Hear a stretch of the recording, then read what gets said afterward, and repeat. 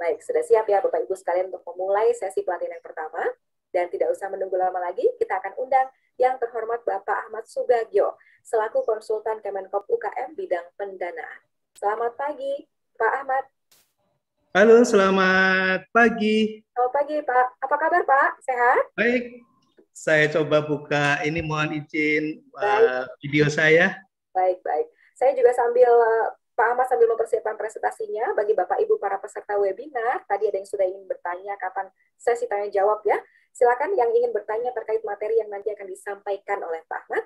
Kami persilakan untuk memanfaatkan tombol Q&A untuk menuliskan pertanyaan tentang materi untuk hari ini yang terlihat di layar, yaitu pelatihan pengelola modal usaha dan juga keuangan. Pak Ahmad sudah siap ya Pak? Baik, kalau begitu. Baik, sudah siap? Ya, waktu dan layar kami persilakan. Kita akan kembali bertemu pada saat sesi tanya jawab. Silakan Pak Ahmad. Baik, selamat pagi, salam sejahtera untuk semuanya. Assalamualaikum warahmatullahi wabarakatuh. Mohon izin menyampaikan materi tentang pelatihan mengelola modal usaha dan keuangan. Tapi terlebih dahulu saya ingin menyapa Bapak Edi Kusdiarmoko selaku Asdep Pembiayaan Wirausaha Kementerian Koperasi dan UKM dan seluruh panitia, wabil khusus terutama Bapak Joko Purwanto, Ibu Mira Thoyiba, Bapak Dani Januar, Bapak Bima Laga, dan seluruh tim yang mempersiapkan acara ini dengan luar biasa baik.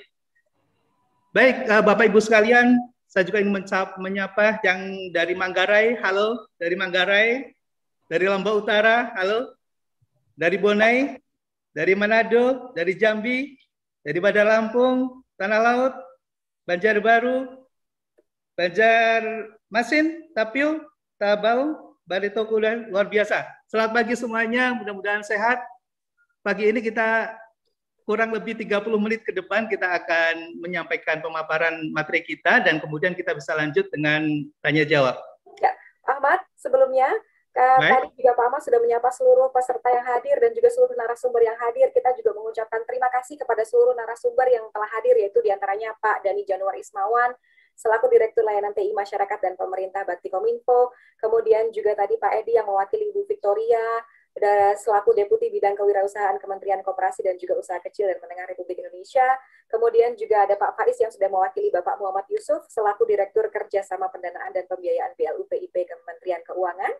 Bapak Bima Laga, kami juga mengucapkan terima kasih kehadirannya atas sebagai Ketua Umum Asosiasi E-Commerce Indonesia atau IDEA, dan juga Bapak Joko Purwanto selaku Executive Vice President Divisi Social Entrepreneurship dan Inkubasi Bank Rakyat Indonesia.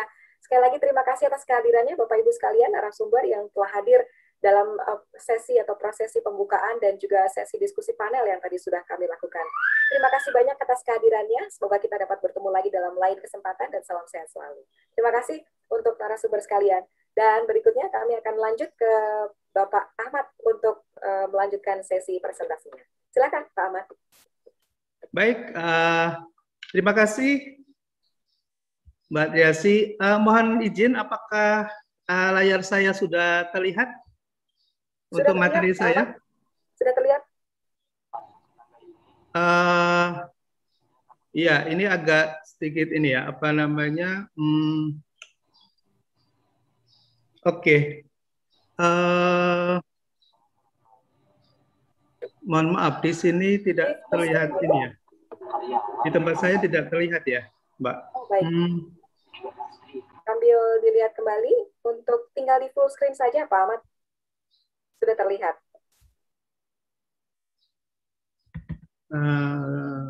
Baik, sambil dibuka kembali barangkali untuk filenya.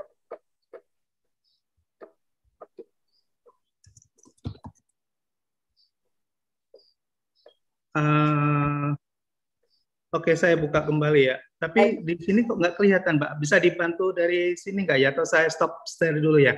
Boleh, silakan Pak. Oke, saya stop share dulu. Saya coba buka lagi. Baik.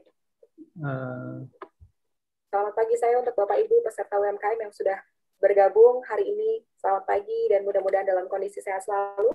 Kalau sudah punya pertanyaan mengenai materi untuk hari ini, silakan dituliskan langsung di kolom Q&A. Ya, sudah terlihat Pak Ahmad? Kalau begitu. Sudah terlihat? Ya, Mbak Idri udah kelihatan ya? Ya, sudah kelihatan Pak. Baik. kasih. Silakan. Baik, Bapak Ibu sekalian, tak kenal tak sayang sedikit memperkenalkan diri. Mohon izin saat ini saya kebetulan diminta menjadi komisaris independen di PT Akulaku Finance, komisaris independen di Asuransi Takaful Umum, komisaris independen di Inovasi Kredit Indonesia, salah satu startup, dan saat ini juga diminta oleh Kementerian Koperasi dan UKM sebagai konsultan untuk bidang pendanaan. Baik, Bapak Ibu sekalian, waktu kita sangat singkat sekali, namun saya berharap kita bisa memanfaatkan secara optimal mungkin. Mohon tidak juga kemudian sambil kita mengerjakan story, apalagi mengantuk gitu ya. Dan tentunya kita berharap jangan sampai terjadi seperti ini. Oke, Bapak Ibu sekalian, ini kita hindari ya. Jadi mohon semuanya concern ke dalam materi kita, slide kita yang ada di depan, dan juga kami mohon Bapak Ibu sekalian untuk bisa mempersiapkan alat tulis. Alat tulis bisa berupa seperti ini atau kertas juga boleh, dan juga pulpen kalau ada mohon disiapkan juga. Kalau perlu ada kalkulator atau HP kita bisa kita manfaatkan untuk menghitung sedikit saja ya secara ringkas.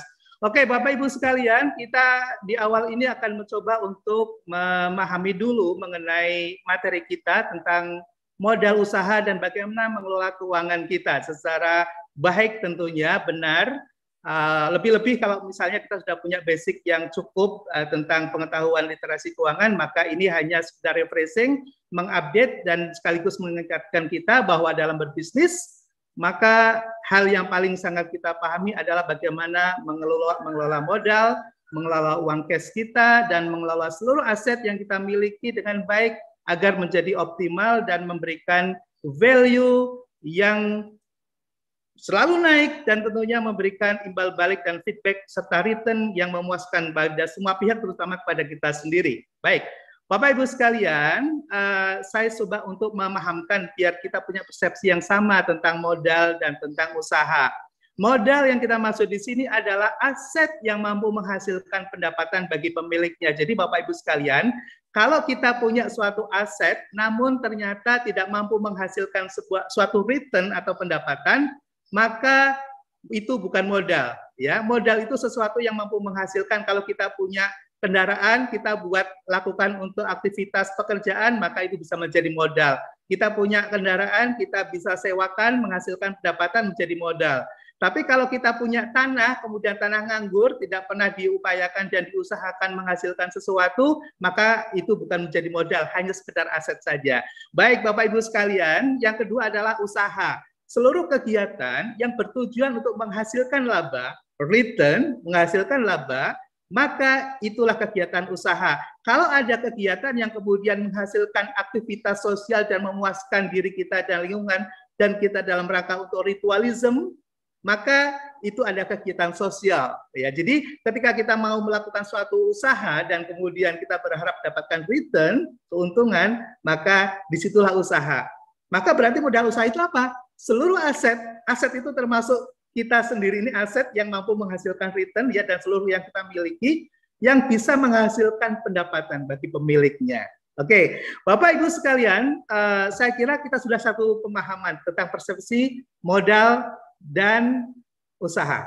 Oke, kemudian berikutnya adalah kita akan coba pahami aset.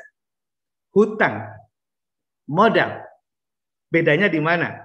Tadi kita sudah sebut aset, hutang, modal. Ini penting sekali. Kenapa?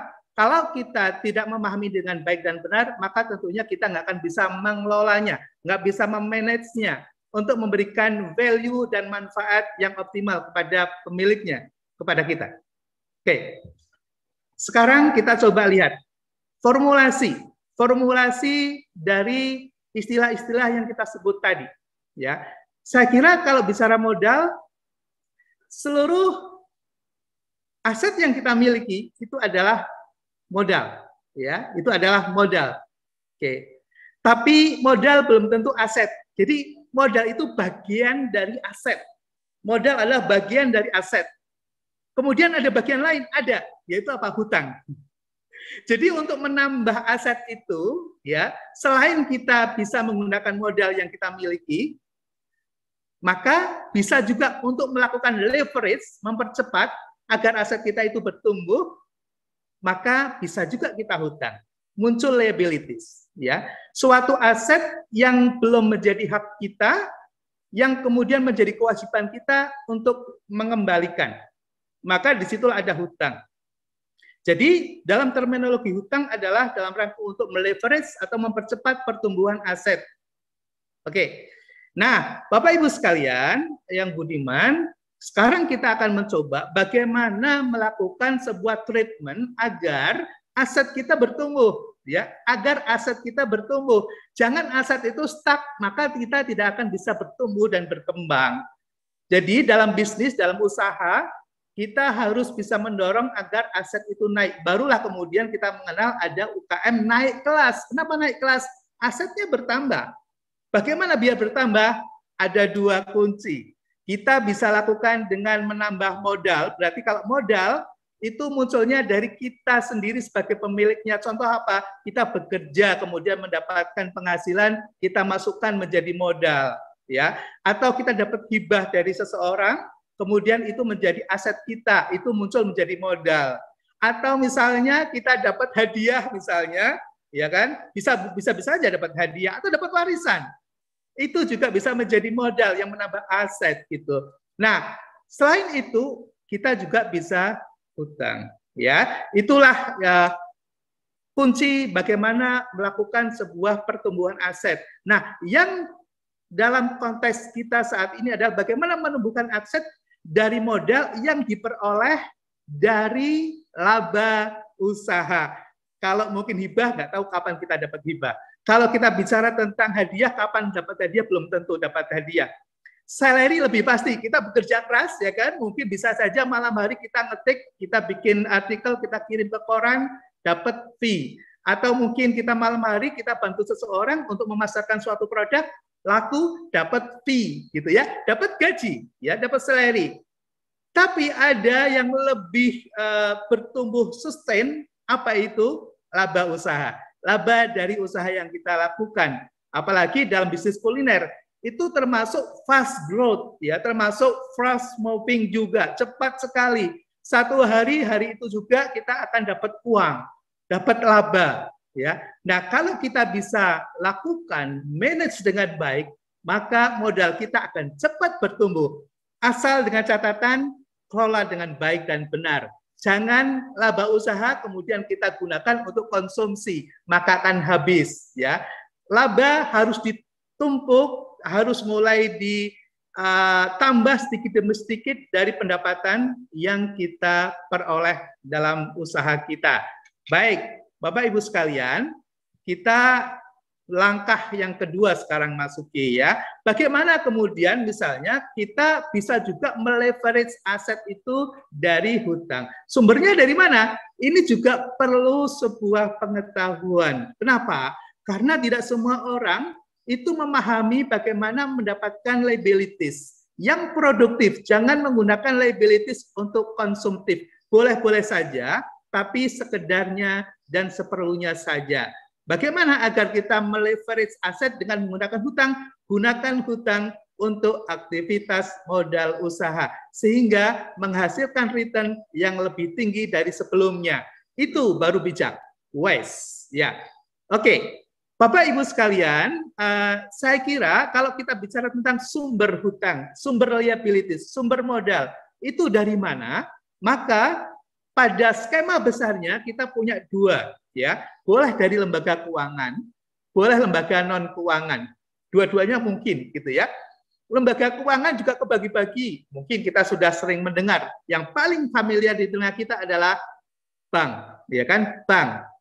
Memang ada tantangan di situ. Kita harus dinilai bankable kalau kita mau akses ke lembaga keuangan bank. Bankable itu apa? Memenuhi syarat perbankan. Memenuhi syarat perbankan itu apa? Tentunya kita harus dianggap visible. Visible itu apa? Kita layak untuk dikasih pembiayaan, untuk dikasih pendanaan permodalan. Bagaimana cara menilainya? Tentunya kita termasuk salah satu entitas yang mampu menghasilkan return. Sepanjang kita mampu menghasilkan pendapatan untuk diri kita, apakah dari bekerja untuk mendapatkan fixed income, atau kita bekerja kemudian kita mendapatkan pekerjaan dari profesionalitas kita.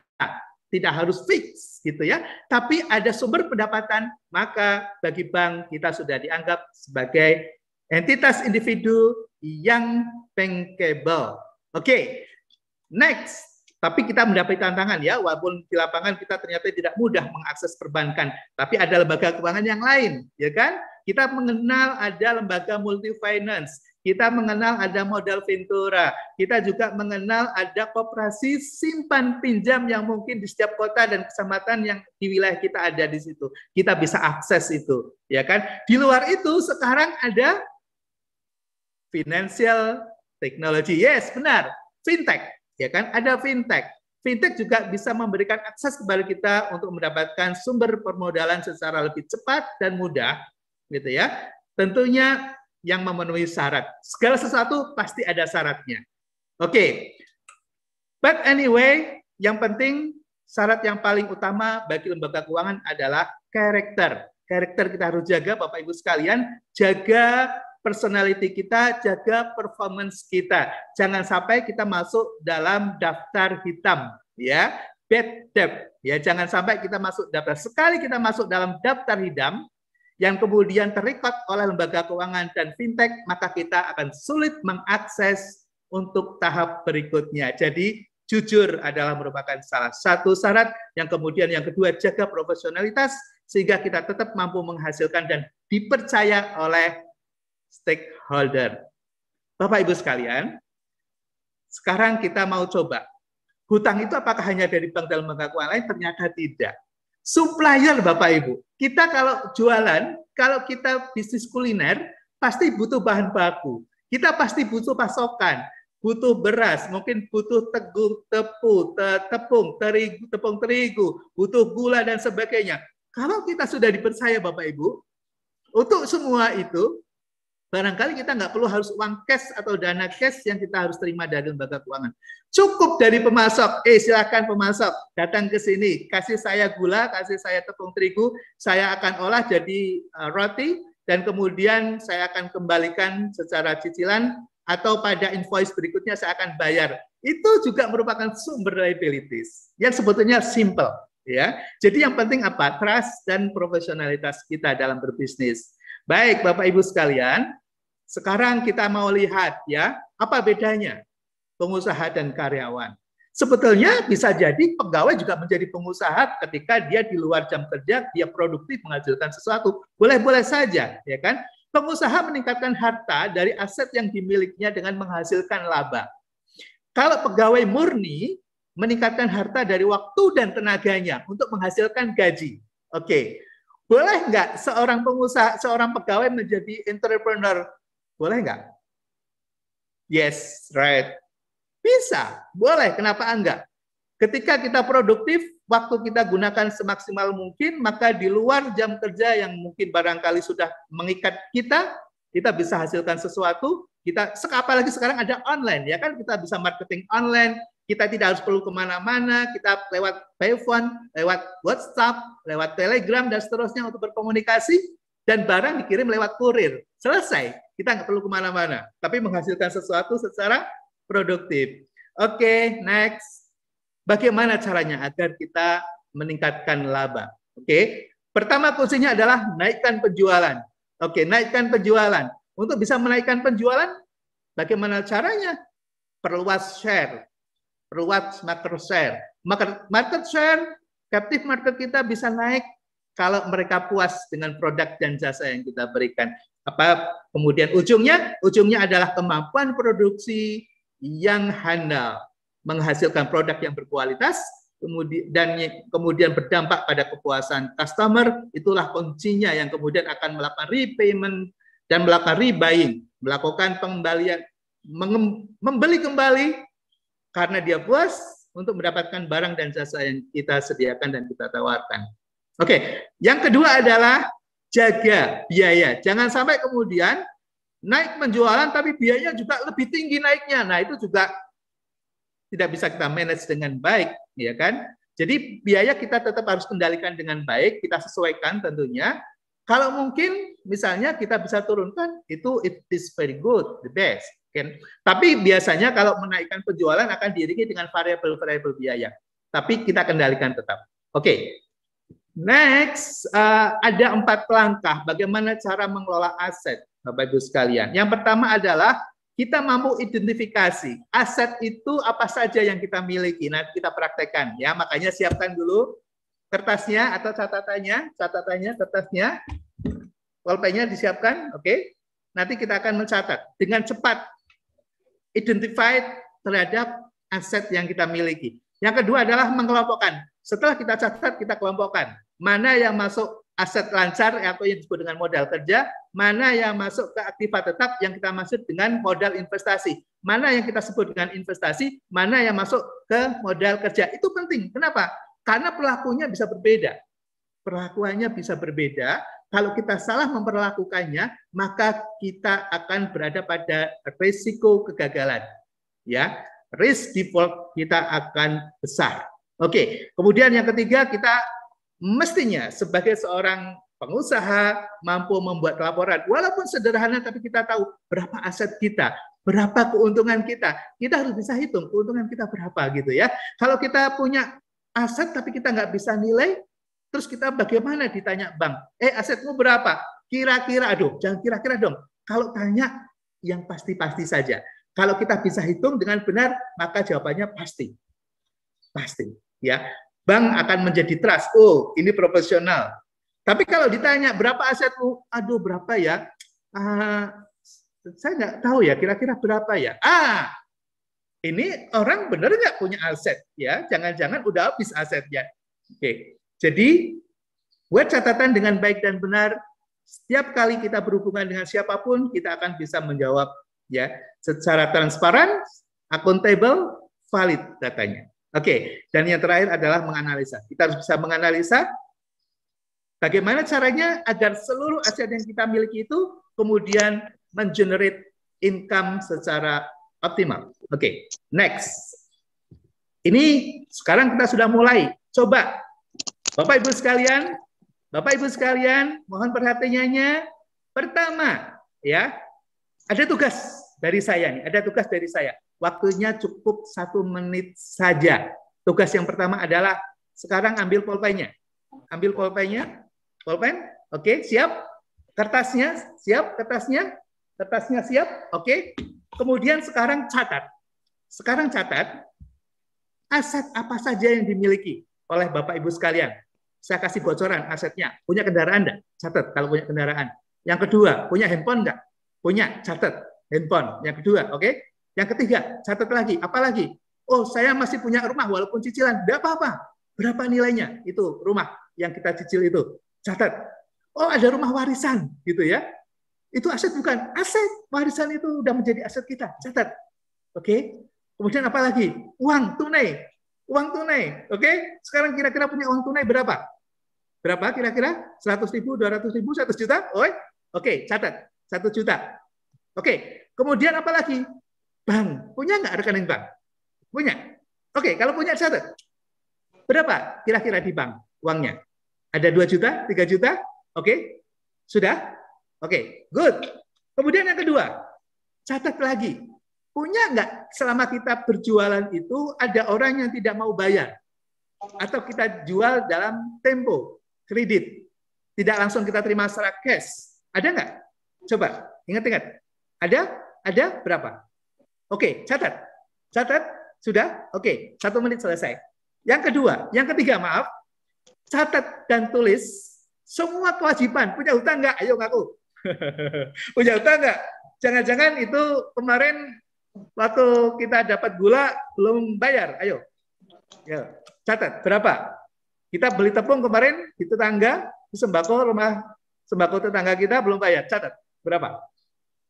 Kita masih nyicil motor kita, kendaraan kita, becak kita, berapa? Catat. Oke. Udah dapat 3 ya? Apalagi? Masih ada yang lain? Pinjam kemana? Ke mertua. Oke. Catat juga. Oke, sementara cukup.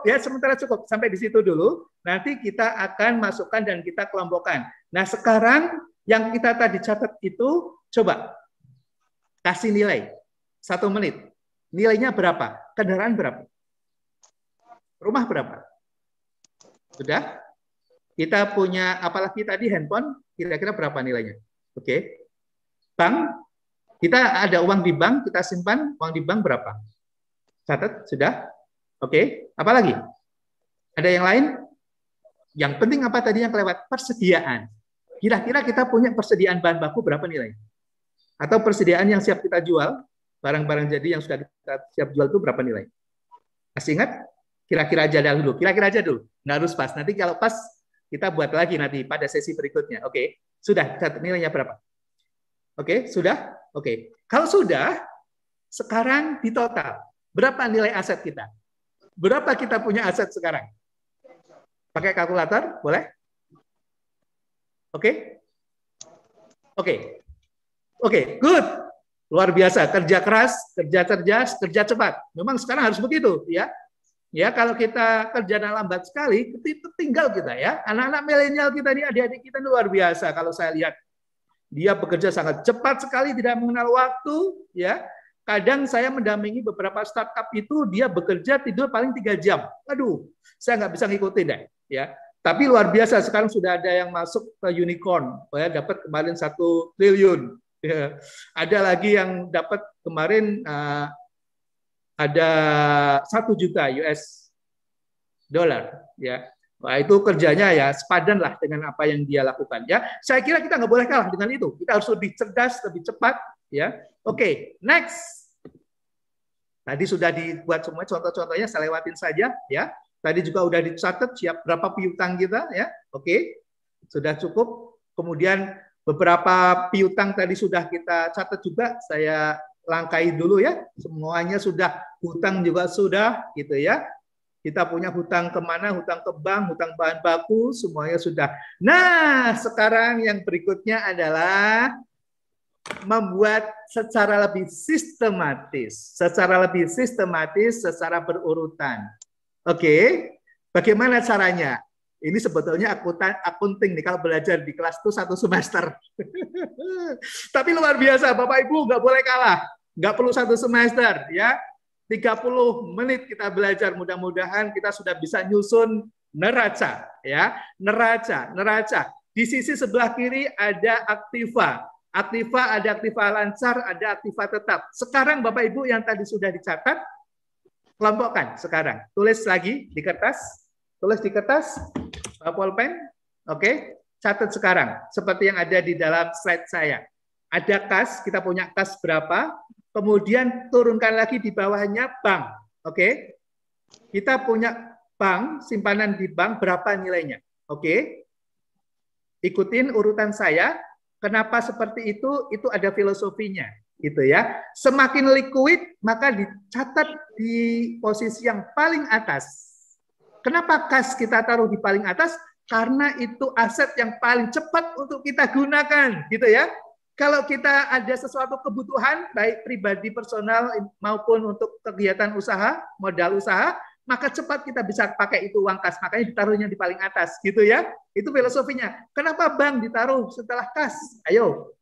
Karena di bank juga cepat. Kita punya ATM, kita datang beberapa menit kemudian kita dapat uang untuk melakukan transaksi. Atau kita justru bisa juga transaksi lewat ATM atau lewat mobile banking. Jadi yang kita simpan di dalam bank itu cepat bisa kita gunakan. Makanya ditaruh di bawahnya posisi kas. Oke, itu filosofinya untuk mengingat ya biar gampang. Oke.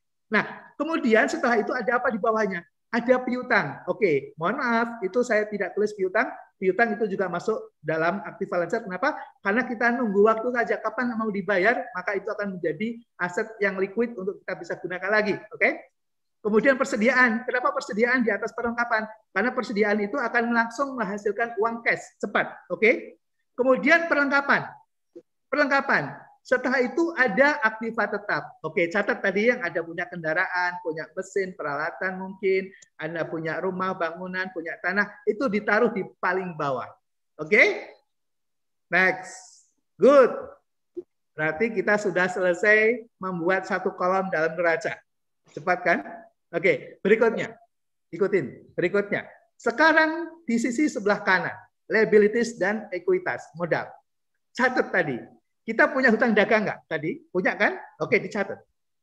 Kelompokkan di situ. Hutang mungkin kita masih punya hutang gaji ke karyawan kita, masih punya hutang bank berapa, hutang lainnya berapa, tolong dicatat di situ.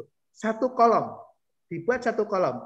Kemudian yang paling bawah itulah modal. Setelah dikurangi berapa total asetnya, kemudian dikurangi dengan hutang, itulah modal kita. Oke, Bapak Ibu, ini luar biasa, kita cepat sekali. Tapi mudah-mudahan kita sudah bisa mengelompokkan mana harta lancar, mana harta tetap, mana hutang lancar, dan mana hutang jangka panjang. Kita sudah bisa buat. Dan kemudian kita bisa menyusun neraca seperti ini. Oke, luar biasa. Sangat cepat sekali. Kita bekerja lebih cepat hari ini, berpikir lebih cepat hari ini untuk menghasilkan sesuatu jangka panjang. Oke, kalau kita sudah buat seperti itu, maka kita bisa membuat neraca. Aktiva lancar, aktiva tetap, hutang, ekuitas. Oke. Nanti balance di jumlah berapa? Ya, aktiva lancar plus aktiva tetapnya di jumlah, hutangnya kita ketahui, modalnya nggak perlu kita nanti cari, tinggal dikurangi saja. Tinggal dikurangi saja berapa total aktiva lancar plus aktiva tetap dikurangi dengan hutang. Maka akan muncullah yang namanya modal. Kita akan menghitung modal. Modal kita berapa? Disitulah modal kita sendiri. Baik, Bapak Ibu sekalian, ini adalah sesi yang terakhir kita untuk mengelola kas. Ini penting, Bapak Ibu sekalian. Seringkali kita hari ini tiba-tiba dikejar-kejar orang karena kita lupa nggak nyiapkan uang kas untuk bayar hutang, ya kan? Padahal sebetulnya hutang itu bisa, pembayar itu, cash itu bisa kita manage, ya, agar jangan sampai kemudian kita kehilangan trust dari orang lain karena kita nggak bisa mengelola kas dengan baik. Bapak Ibu sekalian, kita harus bisa memahami berapa kas masuk yang kita akan setiap terima setiap bulannya, berapa yang akan kita keluarkan setiap bulannya. Ya, kita harus punya estimate. Kenapa? Karena di situ nanti kita akan bisa menghitung gap-nya berapa, kekurangannya berapa, deviasinya berapa. Untuk deviasinya, kita mungkin akan mengendalikan pengeluaran kita nanti, setelah kita tahu ternyata kita lebih banyak pengeluarannya misalnya, atau kita carikan dari sumber lain. Itu penting. Bapak Ibu sekalian, sebagai seorang calon pengusaha, penting untuk mengelola kas. Kalau tidak, maka kita berbahaya, ya, menghadapi risiko mismatch, ya, mismatch. Oke, mismatch. Jadi mungkin pengeluaran kita harus kendalikan nanti, gitu ya, untuk pemasukan kita cari inovasi agar pemasukan kita bisa lebih besar dibandingkan dengan sebelumnya. Nah, Bapak Ibu sekalian, sumber pemasukan kas dari mana saja? Sumber pemasukan kas dari mana saja? Tentunya yang pertama dari pendapatan usaha dong, gitu ya.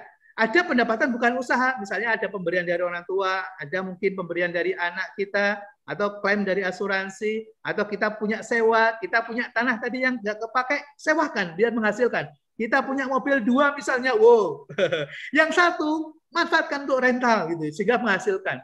Pokoknya yang penting jangan ada aset yang menganggur, ya, karena itu mubazir, dan mubazir itu adalah sahabat setan. Ngeri ya. Oke, good. Bapak Ibu sekalian, kita juga harus bisa mengenali juga beban rumah tangga ini yang seringkali kita tidak termonitor dengan baik, ya kan? Beli sembako, bayar listrik, pendidikan anak, bayar cicilan hutang, angsuran arisan mungkin di keluarga, ya kan, membeli peralatan rumah tangga misalnya. Ini juga harus diperhatikan dan kita catat.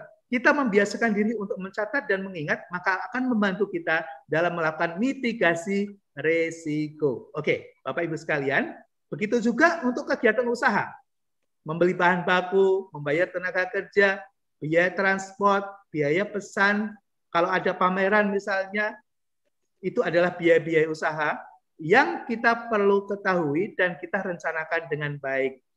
Nah, sekarang kita harus tahu mana transaksi cash dan mana transaksi tunai.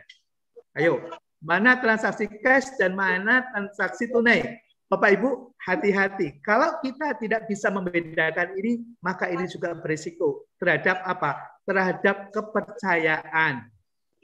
Nah, sekarang Bapak Ibu coba lihat sekarang.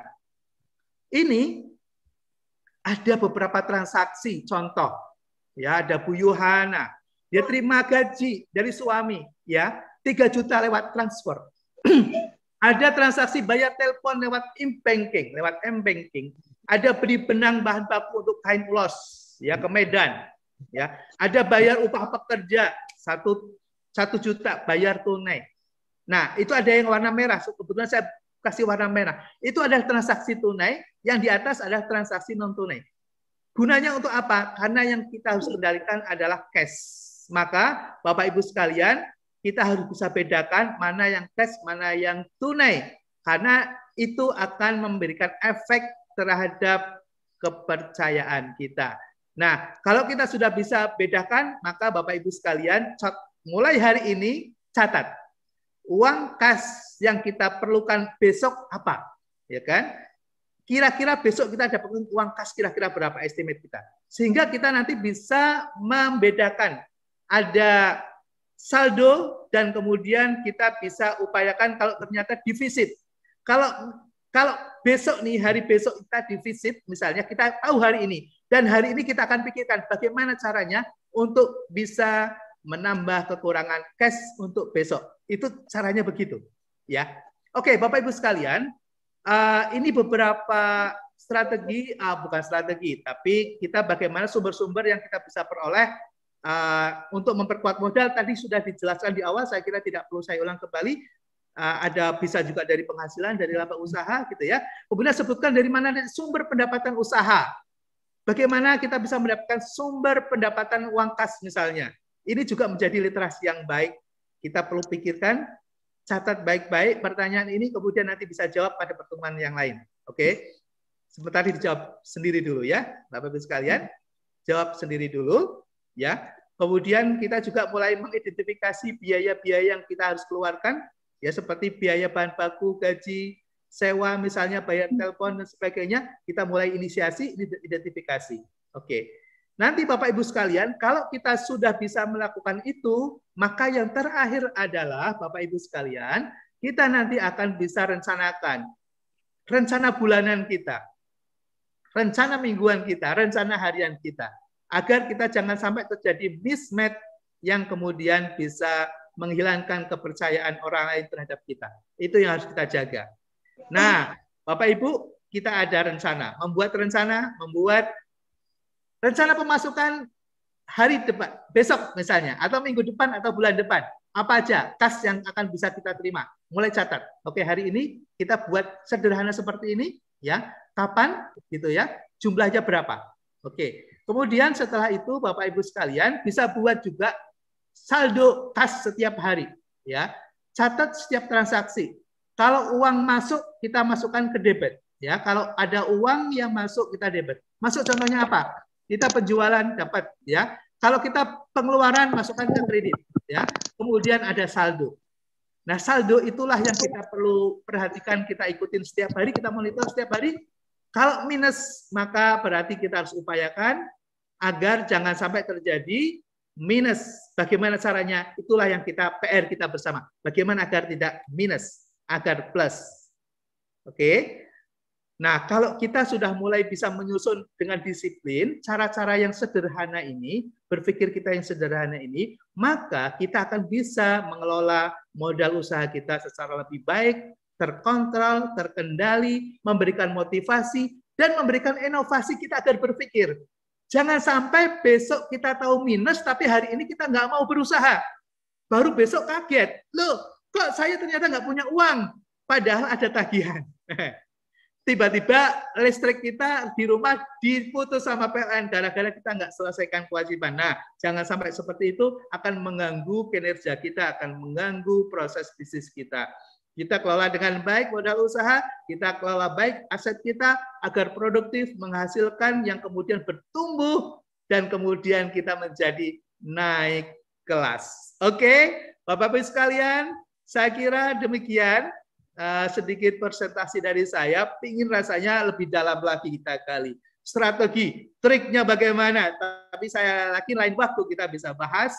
Mudah-mudahan masih ada kesempatan, kita nanti bisa lanjutkan dengan tanya jawab. Ya, baik Bapak Ibu sekalian, sampai di sini dulu apa yang kita sudah sampaikan, mudah-mudahan bermanfaat. Kalau ada pertanyaan boleh lewat email. Ini terbuka banget ya. Atau ada bahan-bahan yang ingin diambil dari web personal saya www.ahmadsumbagia.com, silahkan bisa diakses ya. Ada manajemen cash, ada manajemen persediaan, bisa diunduh secara gratis. Oke. Atau ingin email atau ingin menghubungi lewat WA, boleh silakan. Terbuka. Oke. Mudah-mudahan bermanfaat. Saya kembalikan ke Mbak Natali. Terima kasih. Terima kasih Pak Ahmad. Wah, terima kasih banyak. Jadi gimana Bapak Ibu sudah mulai mencatat tadi ya, mana yang mana aset, yang mana hutang. Nah, itu juga harus detail ya Pak Ahmad Subagio ya. Untuk kita bagaimana supaya bisa menyiapkan dulu awal-awalnya untuk membuat neraca keuangan. Baik. Berikutnya kita akan langsung saja membacakan pertanyaan yang sudah masuk di kolom Q&A. Ada Ibu Kadek Ayu dari Lampung Timur. Izin bertanya, Pak Ahmad, bagaimana cara menekan pengeluaran atau modal untuk usaha kecil bagi UMKM-nya ini? Ya, silakan. Bisa langsung dijawab, Mbak Natali? Silakan. Satu-satu saja ya, Pak. Langsung dijawab saja. Silakan. Terima kasih. Dari Lampung, terima kasih sudah berkenan untuk bertanya. Bagaimana kita bisa mengelola modal untuk usaha kecil? Sebetulnya kan kalau kecil itu atau apalagi mikro itu kan simple sebetulnya, sederhana. Kenapa? Karena kita tidak dituntut untuk membuat laporan keuangan secara detail, complicated gitu ya. Cukup dengan menggunakan tadi. Kita buat neraca saldo kas, kita bisa membuat rencana harian, kemudian kita bisa mengetahui estimasi pengeluaran kita, pemasukan kita secara sederhana, itu sudah sangat membantu. Nah, kalau kemudian bicara tentang bagaimana caranya meningkatkan agar modal kita menjadi bisa bertumbuh, tadi sudah dijelaskan. Ya sudah sangat lengkap, mudah-mudahan bisa bermanfaat. Kalau ingin tahu lebih jauh, saya kira kita buat session tersendiri strategi. Nah, kalau strategi pasti kita akan bicara tentang agak sesuatu yang lebih luas lagi. Baik. Pak, kalau secara spesifik untuk menekan pengeluaran, terima kasih. Ya, kalau secara spesifik untuk menekan pengeluaran nih Pak, supaya tidak terlalu banyak begitu untuk usaha kecil dan menengah UMKM yang ditanyakan Ibu Kadek, bagaimana Pak Ahmad Subagio menjawabnya? Mungkin ada pos-pos khusus yang mesti bisa dikurangi setiap bulannya barangkali Pak, atau apa begitu, silakan. Oh ya, betul sekali. Ya, kita masih menunggu sambungan audio dari Pak Ahmad Subagio. Kami juga mengundang Bapak Ibu yang ingin bertanya untuk Bapak Ahmad, ya. Silakan mengenai topik kita hari ini, silakan langsung tuliskan pertanyaan di kolom Q&A. Kita sudah menerima beberapa pertanyaan. Ini sudah langsung terjawab oleh Mbak Natali. Ya, halo. Oke. Halo. Ya. Halo. Ya. Silakan Pak. Ya. Untuk menekan pengeluaran bagi UMKM, silakan. Oke. Pertama adalah perhatikan dengan baik-baik mana sesuatu yang kita keluarkan dan akan menghasilkan uang. Itu yang prioritas. Kalau kita keluarkan kemudian tidak berdampak pada pendapatan atau penghasilan, jangan dilakukan. Contoh misalnya apa? Kita sudah punya baju nih, sebenarnya udah layak nih. Kita punya baju baru misalnya, tunda dulu gitu ya. Karena apa? Itu tidak langsung menghasilkan uang. Tapi kalau kemudian ini butuh modal baru, bahan baku baru, karena nanti besok akan penjualannya lebih banyak lagi, lakukan, nggak apa-apa. Tapi kalau kemudian itu tidak menghasilkan sesuatu secara langsung terhadap bisnis kita, tunda dulu. Itu kunci sederhana. Terima kasih. Terima kasih, Pak. Lanjut, Ibu Putu Giriana, ya. Terima kasih. Tadi berkaitan dengan pengeluaran yang produktif yang tadi Bapak sebutkan. Ya. Seperti misalnya promosi, branding, termasuk juga itu ya, Pak, ya? Oh iya, termasuk ya. Itu sesuatu yang akan menghasilkan ya. Tapi ingat bahwa itu tidak bisa langsung dampak ya. Tapi itu adalah sebuah investasi yang kita lakukan. Next. Ada prosesnya. Lalu kemudian pertanyaannya, bagaimana mengelola pengeluaran produktif itu supaya bisa lebih efektif dan efisien, Pak? Silakan. Oke. Kita, Bapak Ibu sekalian, kita harus memahami mana core bisnis kita, mana side bisnis kita. Kita harus fokus kepada core bisnis kita. Kadangkala kita ini suka tergoda ya dengan sesuatu yang mungkin kita mendapat informasi yang sangat cepat, kemudian kita tiba-tiba beralih. Kita nggak fokus ya, kita nggak fokus terhadap apa yang sebetulnya itu menghasilkan kita untuk saat ini dan jangka panjang. Makanya ketika ada tawaran investasi apapun yang itu menggerus modal kita, sementara abaikan dulu. Kita fokus dengan bisnis yang kita lakukan, maka akan menjadi produktif dan akan menjadi terkendali. Karena apa? Segala sesuatu yang kita investasikan akan berdampak terhadap risiko, dan besaran risiko itu akan sangat tergantung pada pengetahuan kita. Jadi jangan sampai kita berinvestasi dengan tanpa pengetahuan dan keterampilan. Fokus saja, maka disitulah kita akan dapatkan sesuatu yang maksimal dan optimal. Demikian Mbak Natal. Terus belajar ya, jangan lupa. Terus belajar, jangan berhenti. Ya, berikutnya saya akan gabungkan dua pertanyaan dari Ibu Wahyu Hidayah dan juga Pak Basuki. Saya ingin mengembangkan usaha nih, Pak Ahmad Subagio. Nah, menuju ke level usaha yang lebih besar, tapi modalnya terbatas, gitu ya. Bagaimana cara saya bisa mendapatkan modal tanpa harus berhutang? Kemudian Pak Basuki melanjutkannya dengan bagaimana supaya menambah modal usaha ini tanpa terlibat dengan lembaga keuangan di masa pandemi seperti ini, karena persyaratannya pasti akan lebih banyak ya Pak, lebih detail. Silakan. Ya, ini menarik sekali. Lagi-lagi memang knowledge, wawasan itu sangat diperlukan sekali dengan melalui pelatihan-pelatihan maupun melalui beberapa training, webinar, dan seterusnya itu tidak ada yang tidak sia-sia. Pasti akan berguna. Salah satunya adalah, mudah-mudahan hari ini bermanfaat. Bapak Ibu sekalian, saya kasih clue-nya. Ya. Kalau kita sulit dengan menggunakan modal sendiri, kemudian kita khawatir untuk bisa berhutang, apalagi kemudian dengan lembaga keuangan yang mungkin menurut kita itu sangat restriktif ya, ketat sekali begitu, maka berkolaborasilah, bergabung dan berjoinlah, bekerja sama, bikin koperasi gitu ya. Kalau satu orang punya 1 juta mungkin untuk usaha tidak terlalu signifikan, tapi kalau 20 orang misalnya, ya bahkan 9 orang sekarang boleh, itu modalnya akan menjadi lebih useful, lebih bermanfaat, dan kemudian menghasilkan sesuatu yang lebih produktif lagi gitu ya, dan kemudian kita bisa bertanggung jawab secara berenteng, kemudian kita bersama-sama berusaha sehingga apa, pemasaran mungkin kita bisa berbagi, kemudian produksi bisa berbagi, sehingga nggak harus membayar gitu ya, kita pakai tenaga kita pakai modal kita bareng-bareng, kemudian setelah itu kita bisa menghasilkan dengan pertumbuhan yang lebih cepat. Ini banyak case-nya. Saya kira di sini mungkin terlalu panjang kita cerita, tapi saya sudah menghadapi itu dan mengalami serta mendapatkan banyak case-case yang ada di tengah-tengah masyarakat. Yang mikro itu menjadi kuat karena bersatu.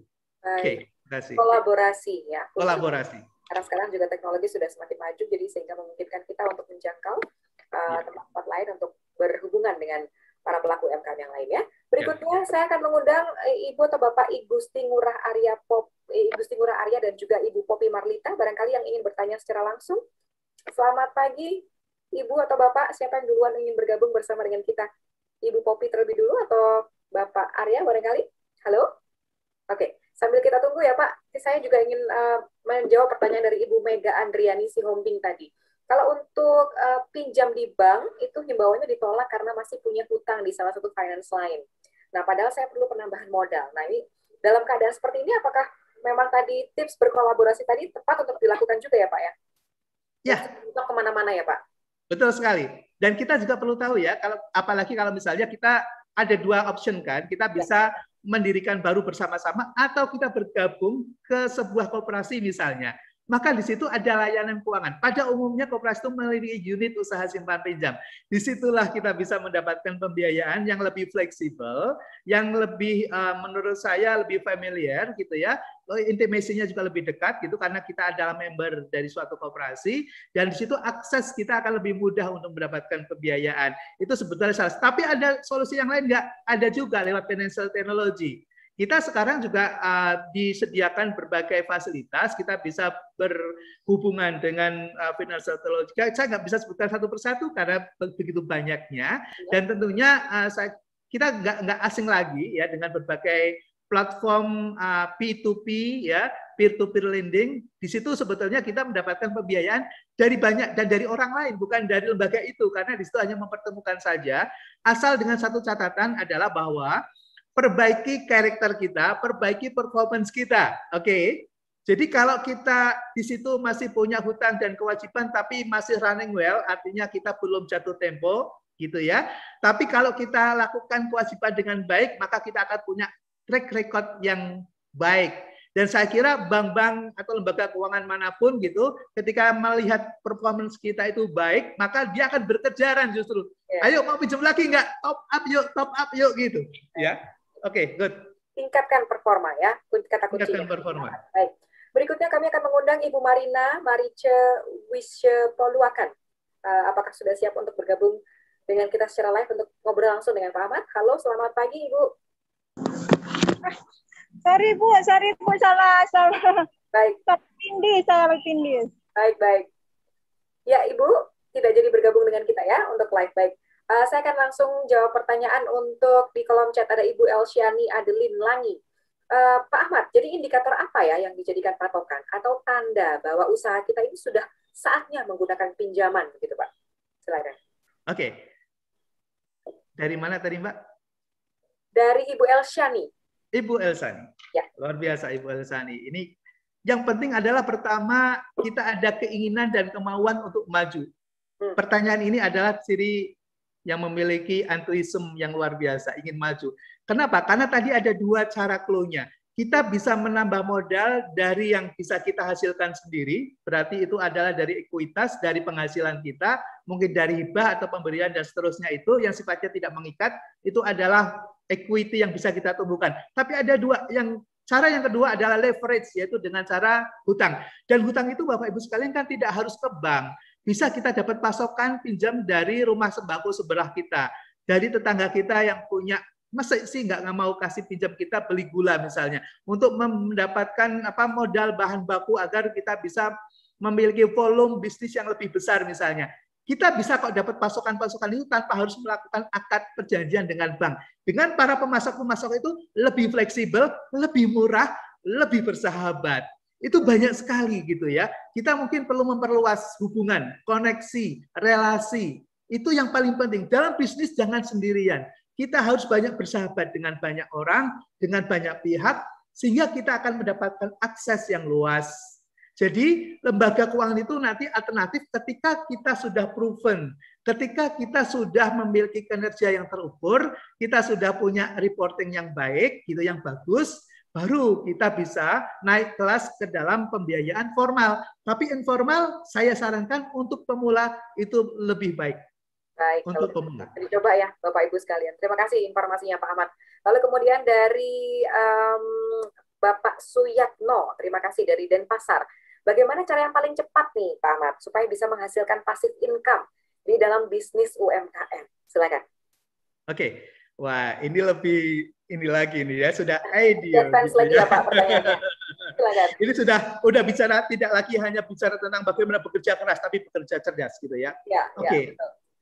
Hal yang paling singkat adalah mungkin saya bisa sedikit kasih contoh misalnya. Saya suka nulis misalnya, saya suka nulis. Saya bikin tulisan, kemudian saya sering upload gitu, dan kemudian nggak tahu ada transfer masuk. Itu pasti income. Saya bikin buku, ada royalti setiap bulan masuk gitu. Itu nggak saya pikirkan masuk lagi begitu. Nah, begitu juga kalau kita mau berbisnis. Kalau berbisnis ada platform gitu ya. Basisnya adalah kita memiliki sebuah berkolaborasi dengan sebuah platform, kita titip iklan misalnya di situ ya. Kemudian ada membantu maintenance gitu ya. Tidak tahu tiba-tiba kemudian ada pesanan masuk ya. Nah, di situ sebetulnya kita mengatakan passive income enggak? Ya, itu juga passive income. Kenapa? Karena kita tidak keliling kemana-mana gitu ya. Ini adalah pemahaman baru tentang passive income, bukan hanya kemudian sekedar kita duduk tidur kemudian hanya ada uang masuk gitu ya. Tapi tetap bekerja, tapi antara pekerjaan energi yang kita keluarkan gitu ya, dengan pemasukan itu lebih banyak yang kita dapatkan. Itu baru bicara tentang passive income. Jadi harus mulai kita cerdas menggunakan fasilitas teknologi. Jadi kuncinya adalah teknologi, gunakan teknologi untuk memasarkan produk kita, untuk menjalin koneksi, apalagi untuk mengakses pembiayaan lebih mudah lagi. Okay. Makin cakap digital ya, kata kuncinya. Digital. Siap. Baik, berikutnya kita akan undang juga Ibu Made Sri Rahayu atau Ibu Sri Elsa Usman untuk bisa bertanya secara live audio ya. Silakan. Halo Ibu Made atau Ibu Sri. Selamat pagi. Selamat pagi. Selamat pagi Ibu. Dengan Ibu siapa ini? Dengan Ibu Made Sri Rahayu dari Denpasar, Bali. Denpasar. Silakan. Ini Pak Ahmad, saya tertarik sekali dengan topik hari ini. Ini sangat bermanfaat sekali pribadi buat usaha saya. Nah, kebetulan di awal masa pandemi itulah awal saya mengawali untuk usaha kuliner. Dan amin, usaha saya semakin berkembang. Dari saya membuka hanya bakery rumahan secara online jual, juga secara offsite. Kemudian saya juga mengembangkan membuka kafe. Nah, pertanyaan saya di sini, Bapak, untuk pemaduan usaha kafe dengan bakery yang terpisah sebenarnya, tapi saya padukan bersama. kemudian dengan modal yang saya punya, saya jalankan untuk menambah aset dan aset terus. Apakah itu dalam sebuah usaha tidak baik menurut Pak Ahmad? Bagaimana sebaiknya saya mengatur pengelolaan untuk aset tersebut? Karena di satu sisi bakery saya mendapatkan penambahan aset, kemudian saya kembangkan untuk ke kafe. Bagaimana menurut Pak Ahmad? Apakah ada mungkin trik-trik yang baik buat saya untuk lebih memajukan keduanya? Terima kasih. Terima kasih Bu Made. Wah, ini semangatnya luar biasa ya Pak. Jadi luar biasa. Ini memanfaatkan peluang untuk berbisnis. Very appreciate. Mbak Sri Rahayu luar biasa. Ini lihat, saya belum lihat wajahnya, tapi dari suaranya masih muda, ya, energik, ya, entusiasme, luar biasa. Terima kasih Bapak. Dari satu bisnis, juga pegawai. satu bisnis tambah lagi 2 bisnis, itu yang namanya kita melakukan diversifikasi usaha. Diversifikasi itu ada 2, bisa vertikal, bisa horizontal, ya. Yang dilakukan oleh Mbak Sri Rahayu adalah melakukan diversifikasi vertikal karena masih terkait kuliner, ya, bakery memproduksi, kemudian kita bikin kafe misalnya, itu masih linear karena di situ bisa saling memberikan kontribusi satu dengan yang lain. Oke, masukan saya, saran saya, Mbak Sri Rahayu, itu apa yang dilakukan menurut saya sudah bagus, it is very good, ya, udah very good. Jadi tidak berbisnis pada bidang yang lain karena itu akan menguras energi, pikiran, dan modal yang terkadang tidak terkontrol. Tapi kalau ini saya lihat masih terkontrol. Sekarang pertanyaannya adalah bagaimana strateginya? Mbak Made, saya sarankan bikin tim yang kuat. Jangan bekerja sendirian. Jangan bekerja sendirian. Cari tim yang solid, cari tim yang memberikan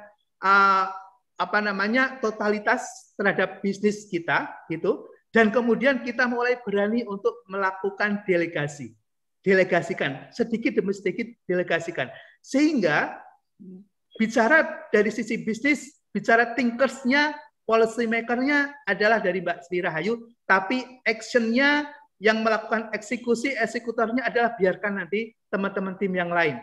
Karena di sini saya lihat yang menjadi brand core-nya adalah Mbak Sri Rahayu, pertahankan itu, jangan kemudian patah semangat, jangan lemah, tetap saja ini adalah satu langkah yang sudah sangat bagus, strategis, gitu. Tinggal nanti kuatkan dengan tim. Kalau bicara masalah modal, saya lihat kalau pertumbuhannya itu bagus, nanti dengan sendirinya. Lembaga keuangan itu sekarang lebih idle money banyak banget. Ini bocoran dari saya, idle money banyak banget. Gitu. Jadi mau kasih mana sih ini calon pengusaha yang produktif, potensial, itu menjadi sasaran. Oke, Mbak Sri Rahayu, selamat, congrats, luar biasa bisnisnya, mudah-mudahan maju terus. Thanks. Sudah tepat, tinggal diteruskan ya, tapi kemudian membentuk tim yang solid ya. Baik, terima kasih. Mbak Natali, boleh saya ngomong untuk pertanyaan Pak Ahmad? Kebetulan tim yang saya ajak itu adalah anak-anak saya, Pak. Oke. Jadi timnya masih tim orang-orang di rumah. Nah, yang menjadi pertanyaan saya, apakah salah apabila pengembangan dari uang yang saya dapatkan dari bakery read, saya pengembangan ke aset, penambahan aset untuk ke kafe, Bapak? Ataukah memang saya harus memakai modal terpisah untuk pengembangan kafenya? Baik. Bakery sendiri, kafe sendiri gitu ya, Bu? Baik. Silakan, Pak. Oke, Mbak Made, kalau dalam bisnis itu kan ada namanya entitas. Jadi mulai sekarang saya sarankan kalau yang kemarin itu masih dalam satu laci dalam mengelola dananya, sekarang mulai upayakan sudah mulai pisahkan. Sekarang harus mulai pisahkan. Jadi nanti ada entitas yang terukur. Entitas bisnis bakery-nya bisa terukur laba atau rugi, kemudian kafenya itu laba atau rugi. Sepanjang itu masih berkumpul jadi satu, dan kemudian kita nggak punya catatan keuangan, maka kita nggak sulit untuk mengendalikan. Itu satu saran dari saya. Jadi mulai belajar memisahkan aset bisnis kita dalam bentuk entitas A, entitas B, punya catatan sendiri. Itu pertama. Yang kedua, kalau bicara tentang ini saya salah atau tidak menggunakan dana dari modal bakery untuk pengembangan usaha, saya kira tidak ada yang salah, karena itu adalah sebuah inovasi, sepanjang kita masih dalam jangkauan kendali kita, gitu ya. Jadi kalau kemudian bicara tentang kendali atau manajemen, maka bisnis keluarga saya kira juga tidak ada yang salah, dengan anak-anak kita atau saudara kita tidak ada yang salah. Siapapun sepanjang itu masih mampu bekerja dan berkontribusi serta punya komitmen dan dedikasi untuk mengembangkan bisnis, ayo siapapun bisa, apalagi keluarga. Saya kira itu lebih enak lagi kita bisa ikut membantunya gitu ya. Nah, coba kalau pertanyaan tadi, oke, saya kira itu catatan yang penting, mulai pisahkan gitu ya. Kemudian kita kendalikan dan kita optimalkan, timnya solidkan. Kalau sudah perlu profesional, saya kira sudah waktunya boleh juga Mbak. Ya, ambil satu untuk membantu Mbak Sri Rahayu. Oke, makasih. Baik, terima kasih banyak Ibu Made Sri Rahayu. Sukses selalu untuk usahanya. Mudah-mudahan kita bertemu lagi di lain kesempatan. Salam sehat selalu ya. Berikutnya ada Ibu, ya terima kasih Ibu Sri Elsa Usman yang juga sudah bergabung dengan kita. Apakah sudah bergabung, Ibu Sri? Atau kita bacakan pertanyaan terakhir di sesi ini ya, Pak Ahmad. Untuk pertanyaan dari Ibu Dian Grace Sonda. Dalam masa pandemi ini, Pak Ahmad, jujur saja nih Pak, catatan keuangan saya morat-marit gitu ya. Banyak hal-hal yang tidak terduga, banyak produk yang disuplai di supermarket dikembalikan gitu karena masa pandemi ini. Otomatis kemudian sangat merugikan. Malah cenderung merugi, ini masa sulit untuk para pelaku usaha. Nah, kira-kira bagaimana untuk menyikapi hal-hal seperti ini, Pak, supaya para pelaku usaha tidak semakin terpuruk? Mungkin ada tips dari Pak Ahmad Subagio. Silakan. Oke. Mbak, siapa tadi, Mbak? Ibu Dian, Grace. Ibu Dian, oke. Sambil saya ingin menyapa Ibu Dian yang luar biasa memberikan pertanyaan ini. Saya kira ini juga bisa bermanfaat untuk yang lain. Baik, Bapak Ibu sekalian, ini pertanyaan dari Mbak Dian. Sekarang harus mengubah strategi Mbak Dian ya. Kita kalau boleh jangan naruh barang di toko sekarang ini. Kurangi, boleh. Maaf, saya nanti bisa nanti nggak mendukung usaha shop online dan outlet gitu ya. Jadi mulai buat diversifikasi untuk distribution channelnya ya. Saya sarankan adalah P2C ya, produsen ya, to consumer langsung lewat apa? Online ya, lewat online. Karena di situ kita bisa kendalikan stok kita ya. Jadi kalau kita taruh di tempat orang kita nggak bisa kendalikan. Ya, tapi kalau kita taruh di tempat sendiri, kemudian kita buka, tawarkan secara online. Online itu maksudnya apa? Bisa WA, bisa Telegram, bisa Twitter, bisa apa saja media sosial kita bisa gunakan. Bahkan dengan menggunakan Facebook juga boleh, gitu ya. Itu lebih cepat untuk mendapatkan respon dan langsung bisa kita kirimkan.